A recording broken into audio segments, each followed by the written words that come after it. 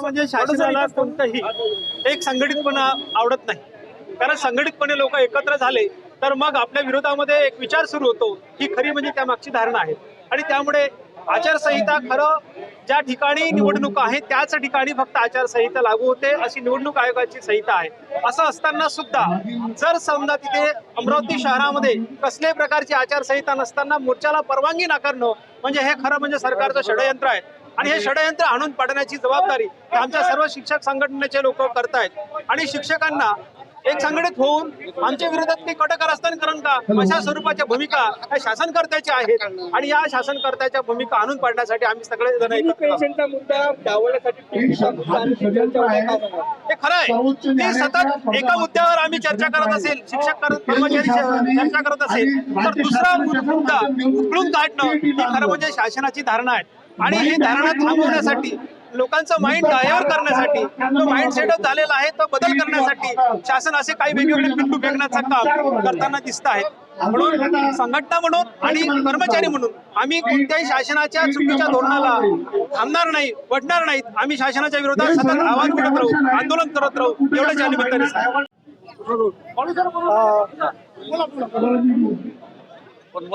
15 मार्च 2024चा जो शासन निर्णय आहे संच मान्यतेच्या बाबत, त्यामध्ये विद्यार्थी संख्या असूनही शिक्षक अतिरिक्त होत आहे आणि त्यामुळे मराठी माध्यमाच्या शाळा ह्या बंद होत आहे.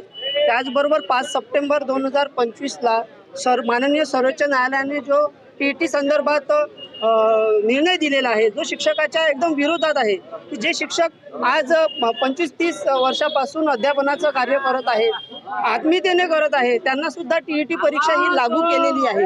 शिक्षक हा परीक्षेला घाबरत नाही, परंतु परीक्षेच्या मुळे जो शिक्षकाला मानसिक धक्का बसलेला आहे, त्यामुळे शिक्षकाचं खच्चीकरण, त्याचबरोबर मराठी शाळा बंद पडण्याचं हे जे षडयंत्र शासनाने लावलेलं आहे, त्याबद्दल महाराष्ट्र राज्य शिक्षक संघटना या सर्वांनी मिळून आज 5 सप्टेंबर 2025 रोजी राज्यव्यापी शाळा बंद आंदोलन, सामूहिक रजा आंदोलन पुकारलेलं आहे.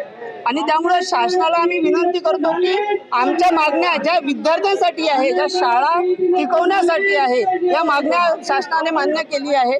आम्ही शासनाला मोर्चाची परमिशन मागितली होती, पण आचारसंहितेचं कारण देऊन शिक्षकाच्या आंदोलनाचा धसका शासनाने घेतला आणि आम्हाला मोर्चाची परमिशन न देता त्यांनी आम्हाला इथं धरणे आंदोलनाची परमिशन दिली आहे. याबद्दल सुद्धा आम्ही शासनाचा जाहीर निषेध करतो.